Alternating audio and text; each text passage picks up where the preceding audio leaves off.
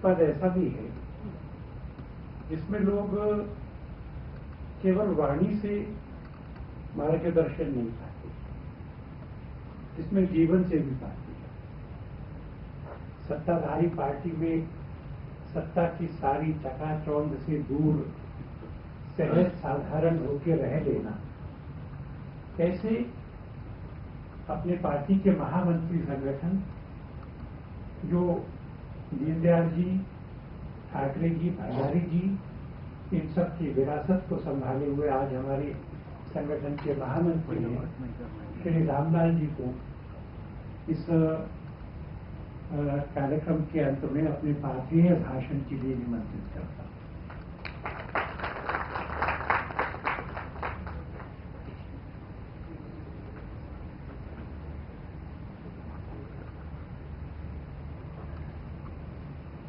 कुशाभाऊ ठाकरे जी के जन्मदिन के अवसर पर उन्हें स्मरण करने के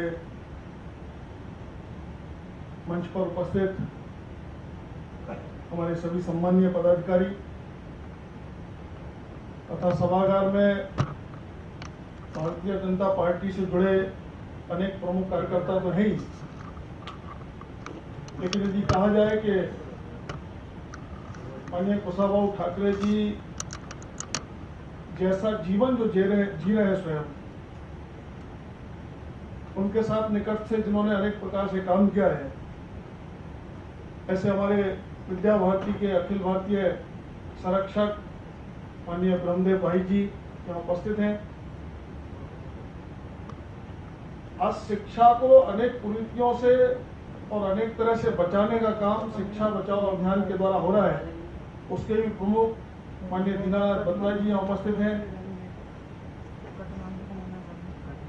अनेक जो विभिन्न संगठनों के काम खड़े हुए, उसमें समाचार जगत में भी हिंदुस्तान समाचार नाम से काम चलता है, उसके आजकल प्रमुख बालाजी भी यहाँ उपस्थित हैं और भी अनेक प्रमुख कार्यकर्ता उपस्थित हैं। मैं सभी को प्रणाम करता हूँ क्योंकि वो सब उसी परंपरा में से है।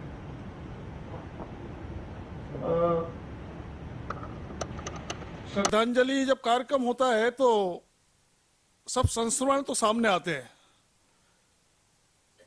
वातावरण में भी एक गंभीरता आ जाती है, लेकिन मुझे लगता है कि कुशाभाऊ ठाकरे जी का जैसा व्यक्तित्व था वो अंदर से बहुत गंभीर थे, इसलिए वो सबके लिए श्रद्धा के पात्र बने। लेकिन बाहर उनका हमेशा हंसमुख स्वभाव रहा, और इसलिए एक तो जब चर्चा चल रही थी, जटिया जी भी बोल रहे थे, आलोक जी ने भी कहा उस परंपरा वगैरह, तो ऐसे अवसर पर हम जैसों के लिए एक धर्म संकट हो जाता है, क्योंकि इसमें कहीं ना कहीं जब हम कुशाभाऊ ठाकरे जी की प्रशंसा कर रहे होते हैं और हमको उस परंपरा और विरासत का अंग माना जाता है, तो आप अनजाने में कुछ हमारी भी प्रशंसा कर रहे हैं ऐसा लगता है। लेकिन मैं इसको इस अर्थ में लेता हूं, आलोक जी प्रशिक्षण के प्रमुख हैं, उनका काम है हर छोटे से बड़े को प्रशिक्षण देना। उस छोटे में छोटा कार्यकर्ता भी है और महामंत्री संगठन भी है, तो उन्होंने प्रशिक्षण देकर ये बताया है कि उस विरासत को तुमको सुरक्षित रखना है। महामंत्री संगठन की एक विरासत होती है, तुमको ये दायित्व दिया गया है, तो कुशाभाऊ ठाकरे जी के सारे गुण यहाँ जो सुने हैं उनको बाकी कोई याद रखे ना रखे, महामंत्री संगठन के नाते तुमको जरूर याद रखना है। तो मैंने बहुत ध्यान से सुना और कुशाभाऊ ठाकरे जी के जीवन से संबंधित यहाँ पुस्तिका भी थी, मैं उसमें से भी कई प्रसंग पढ़ रहा था। और पूर्व के वक्ताओं से भी आप सबने सुना, युवा संगठन के लिए चुनना है तो कोई बुजुर्ग नहीं चाहिए, मुन्ना चाहिए, इसलिए उन्होंने मुन्ना को चुना। तो ऐसे अनेक प्रसंग आप सबने माननीय ठाकरे जी के यहाँ पर सब सुने हैं। कई बार लगता है कि इतिहास में बहुत सारे महापुरुष रहते हैं, पौराणिक काल से चले आ रहे हैं, वो किंवदंतियों में है और हम लोगों को भी लगता है कि वो कैसे रहे होंगे। मैं बहुत उसके वर्णन में नहीं जाता, लेकिन इसी पुस्तक में मैं कई लेख पढ़ रहा था। जब वो गए तो उनके पास क्या था? सामान्य 2-4 कपड़े, छोटी मोटी दैनिक आवश्यकता की वस्तुएं। वास्तव में आज के अवसर पर मुझे लग रहा था कि हम लोग जितना बोल रहे हैं उसकी तुलना में शायद थोड़ा 2-4 मिनट सर्वेन बोलता तो शायद ज्यादा अच्छा रहता, क्योंकि आखिर समय कई साल वो उनके साथ एक निजी सहायक के रूप में रहे, तो ज्यादा शायद अच्छा बता सकते थे। शरीर जर्जर हो गया था। कई बार लगता है कि हमने अपने पौराणिक इतिहास में महर्षि दधीच का नाम सुना है। कई बार हमें लगता था कि दधीच ने अपनी हड्डियां दान दे दी। मैं सुनकर ऐसा मुझे लग रहा था। एक प्रसंग है कि दधीच ने अपनी हड्डियां वज्र बनाने के लिए देवताओं को दे दी, लेकिन मुझे लगता है शायद दधीच का चरित्र ऐसा रहा होगा, देवताओं की सहायता के लिए उन्होंने कठोर परिश्रम किया और अपने परिश्रम करते करते अपने शरीर को गला दिया। उसमें से देवताओं की सेना वज्र की भांति लड़ी और राक्षसों को परास्त किया।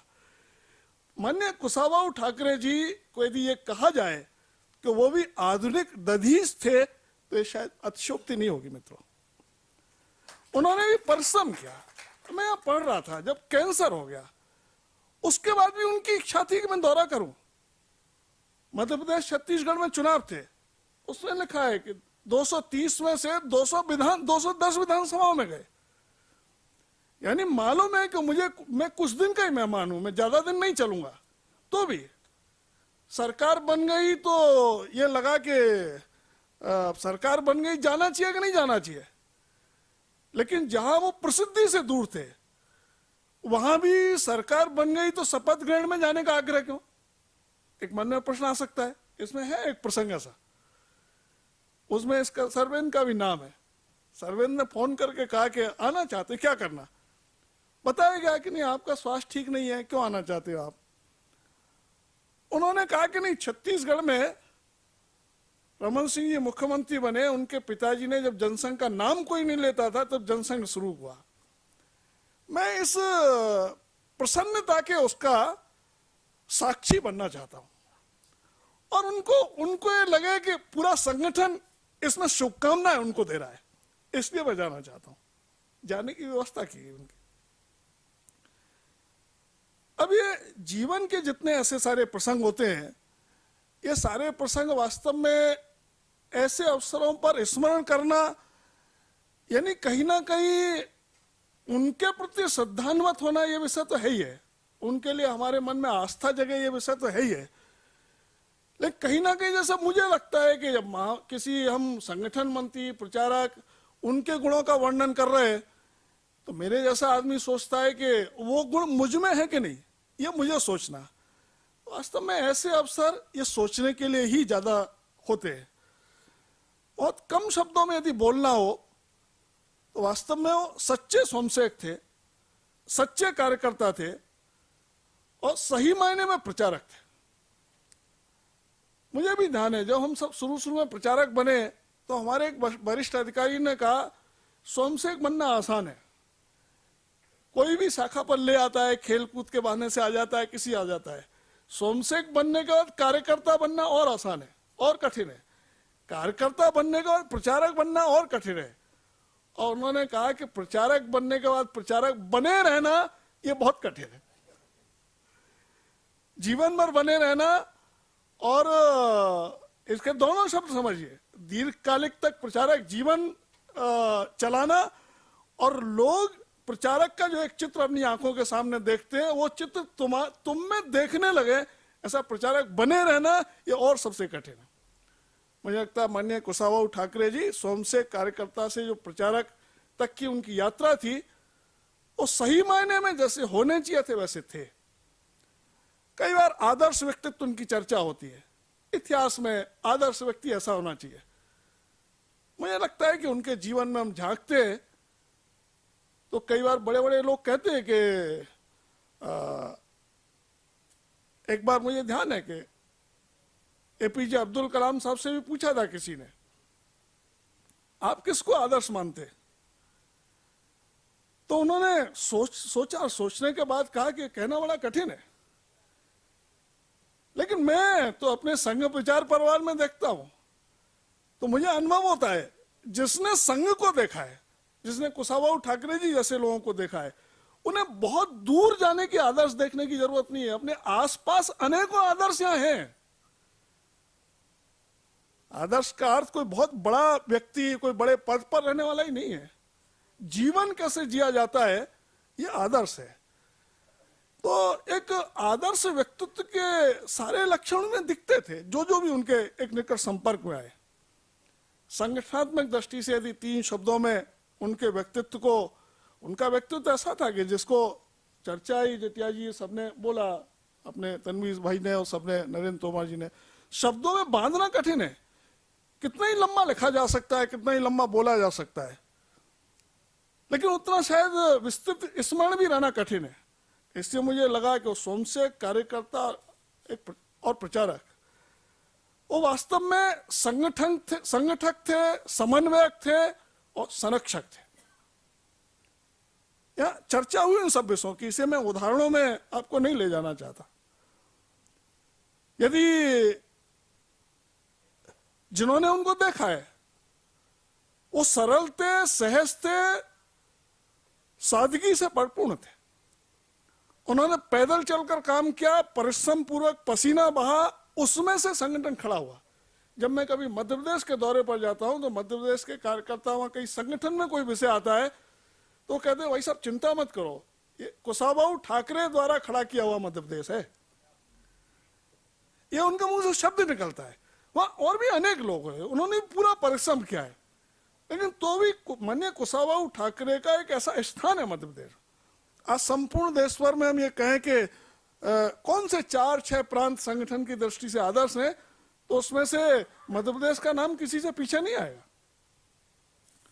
क्योंकि मध्य प्रदेश में कई ऐसे पूर्णकालिक प्रचारक, बाकी भी सब कार्यकर्ताओं ने जीवन खपाया है, जीवन को गलाया है, और उसमें से माननीय कुशाभाऊ ठाकरे ने भी एक साइकिल से चलकर, पैदल चलकर, परिश्रम करके, पसीना बहा करके, कार्यकर्ताओं को ढूंढ करके, सरकार से भी बचा कर कैसे रखना है, ढूंढ कर कहा। तोमर जी महामंत्री, राष्ट्रीय महामंत्री, ऐसे बहुत बुद्धिमान आदमी है, तो उन्होंने आज के परिप्रेक्ष्य में भी समझदारी से आपको बहुत सारी चीजों को इशारा किया है, किन किन चीजों से बचना है और कौन कौन कैसे काम कराने के लिए आता है। संयोग से केंद्र में भी सरकार नहीं है, सहयोग प्रकोष्ठ को बाद में बहुत वास्ता पड़ेगा केंद्र में सरकार 2014 में आने की जो संभावना हो रही है उसमें से। लेकिन प्रदेशों में ये है कैसे कैसे लोग आते हैं, क्या आते हैं, तो उनमें से भी कैसा बचाना, कैसा दृष्टिकोण देना, ये माननीय कुशाभाऊ जी ने अपने जीवन में कहा ही है। और 2 शब्दों की चर्चा, एक शब्द की चर्चा यहाँ आई, तेरा क्या होगा। मुझे भी ध्यान है, वो उत्तराखंड उत्तर प्रदेश के प्रभारी जैसे थे, क्षेत्र प्रचारक नाते आधा उत्तर प्रदेश और उत्तराखंड मेरे पास था, तो उस समय कई बार प्रवास किया। मुझे भी उनके साथ रहने का अवसर भी मिला, बैठकों में रहने का अवसर मिला। एक बार उत्तराखंड में सब विभाग प्रचारकों को उनके साथ बैठाया, क्योंकि विभाग प्रचारकों के मन में उस समय के वहां की राजनीतिक परिस्थितियों को लेकर थोड़ा एक आक्रोश था। मैंने भी चर्चा की, मैंने कुशाभाऊ आए, मैंने कहा वैसा एक बार उन सब के साथ चाय पर, जलपान पर आप बैठेंगे तो अच्छा लगेगा। अब मुझे भी अंदाज नहीं था, अब विभाग प्रचारक थोड़े जोश में थे, उत्साह में थे, थोड़ा हमने भी प्रेरित कर दिया कि देखो माननीय कुशाभाऊ है ना, जो कुछ है वो कह देना आज मन की, बाद में मुझसे मत कहना तुम। बाद में प्रांत प्रचारक थे हमारे, उन्होंने कहा हमसे मत कहना, जो कुछ है आज ठाकरे जी से कह देना। अब वो शायद प्रोवोकेशन हो गया, क्या हो गया पता नहीं, मुझे भी बाद में बड़ा अजीब लगा, खराब लगा। तो कुशाभाऊ जैसा व्यक्तित्व तो बैठा है और उन्होंने एक बहुत भाषा शैली ठीक थी, लेकिन तो भी जितना कहा उतना कहना नहीं चाहता शायद। लेकिन मैंने देखा कि ठाकरे जी ने सब सुना, सुनने के बाद उन्होंने कहा, मैं भी उस शब्द को बोलता हूँ आजकल, मैंने ठाकरे जी से ये शब्द लिया। उन्होंने कहा देखो परेशानियां हैं, इतनी सब हैं, अब मुझको तो वहाँ इतना सारा दायित्व दे रखा है, इन सारी परेशानियां तुमको इतनी लगती हैं तो अखिल भारतीय स्तर पर कितनी होंगी। मैं टेंशन नहीं लेता, तुम काहे को टेंशन ले रहे हो? और एकदम हंसी खुशी माहौल बन गया। मैं इस शब्द को मैं भी आजकल काफी बोलता हूँ। तो तेरा क्या होगा, ये जो विषय है ना, इसी पुस्तक में अटल जी ने लिखा है कि वास्तव में जो चर्चा आई कि मौका लगे तो भगवान की भी सेवा करने के लिए, भगवान की भी चिंता करने के लिए ठाकरे ही तैयार हो जाए। एक बात और अनुभव की, मैं बहुत घटनाओं में नहीं ले जा रहा आपको, लेकिन एक प्रसंग स्मरण आया। इस संगठन का काम धैर्यपूर्वक ही होता है, जल्दीबाजी में नहीं हो सकता।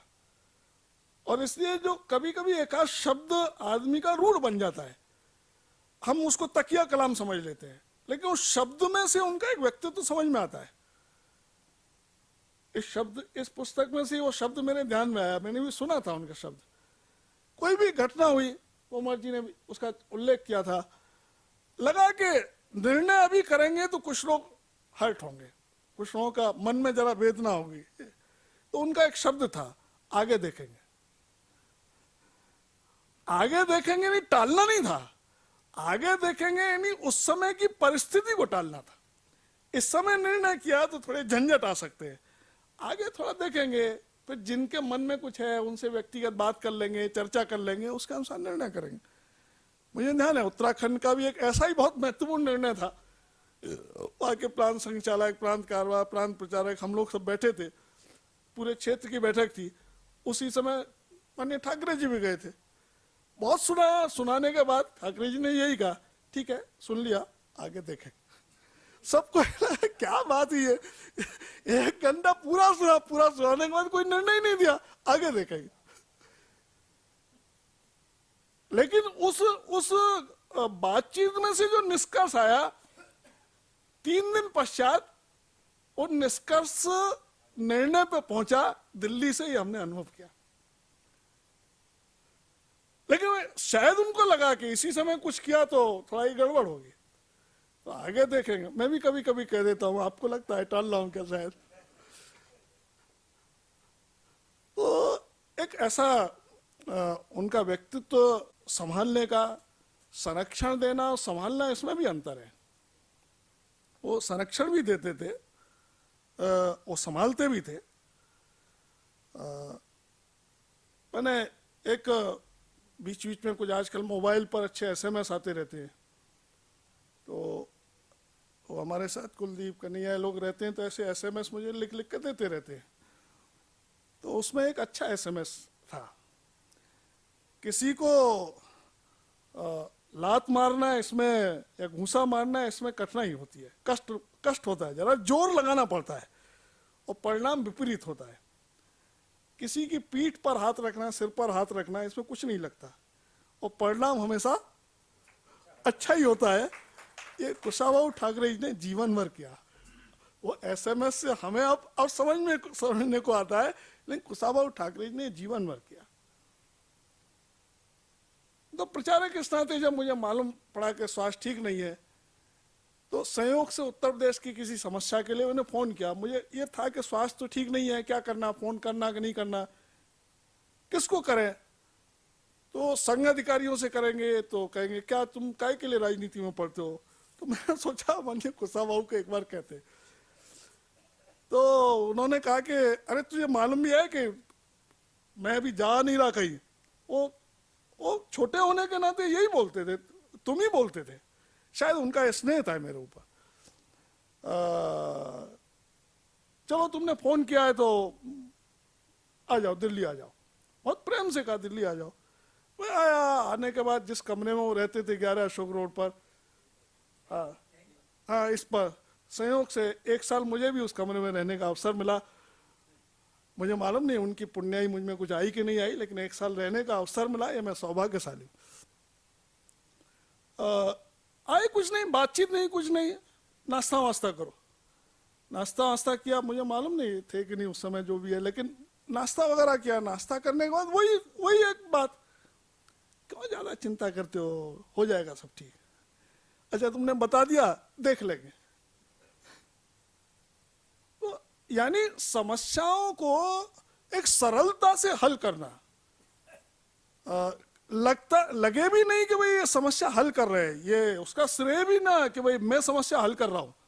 किससे हल करवाते थे, स्वयं करते थे, किससे हल करवाते थे मालूम नहीं, लेकिन ऐसा उनका व्यक्तित्व था और इसीलिए शायद इतना बड़ा संगठन खड़ा कर पाए। सरकारें भी उन्होंने देखी, प्रदेशों में भी देखी, केंद्र में भी देखी, उन सबको देखते हुए भी वो उसमें से एक अपना आदर्श स्थापित कर पाए। और आदर्श स्थापित करना एक अलग बात है। मुझे लगता है कि शायद ये शब्द भी छोटा पड़ रहा है। उस सबके मन में उनके प्रति एक श्रद्धा निर्माण हो पाई, तो कहीं ना कहीं उन्होंने अपने जीवन को ऐसा ढाला और ऐसा बनाया।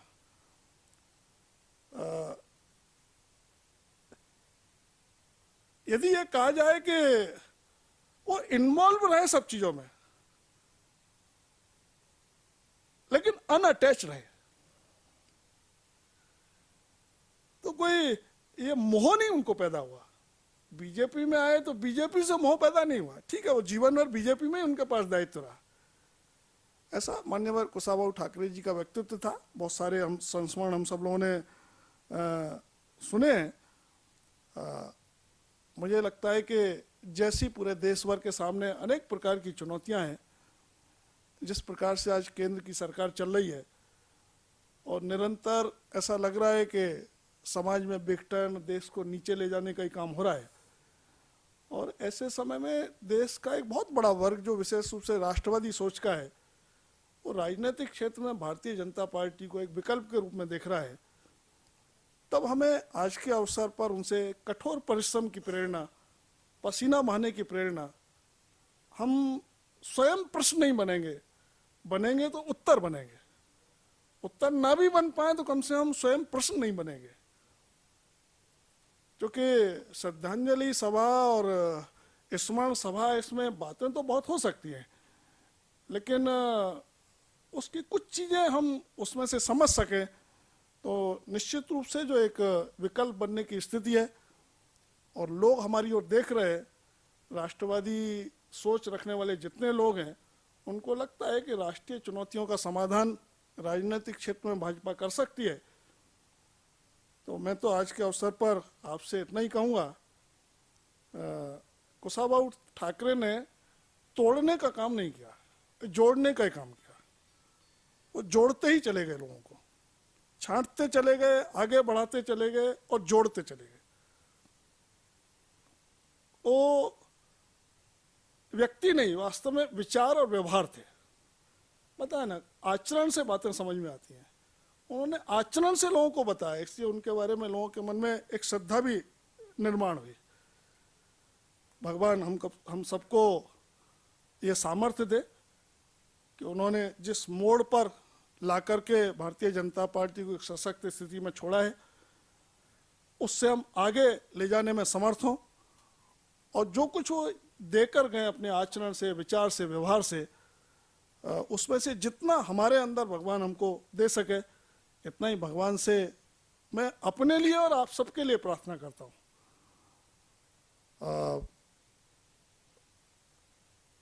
जहाँ तक माननीय कुशाभाऊ ठाकरे जी का प्रश्न है, मैं इतना ही कहूँगा कि राजनीतिक क्षेत्र में काम करते करते जब भी कोई समस्या है, मुझे लगता है माननीय कुशाभाऊ ठाकरे जी के जीवन को हम स्मरण करेंगे तो निश्चित रूप से उनका चित्र हमारी आंखों के सामने जरूर आएगा और हमें समस्या के समाधान की और आगे बढ़ने की प्रेरणा देता रहेगा। ऐसा हम हर क्षण हर समय करते रहें, यही मेरी आप सबसे प्रार्थना है। धन्यवाद।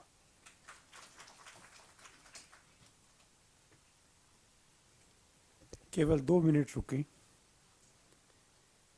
मैं सोच रहा था कि कौन धन्यवाद दे और किसको दे। हमने एक स्मरण यज्ञ किया है। हमने अपने अंतस को कुशाभाऊ के आलोक से ज्योतित किया है। ईश्वर करे यह आलोक हमारे आचरण में उतरे, जीवन में उतरे, परिणामकारी हो और जिन स्वप्नों को उन सब ने देखा था और हम सब देखते हैं, अपने जीवन में अपने पुरुषार्थ से हम साकार स्वयं देख कर जाएं। कार्यक्रम समाप्त है।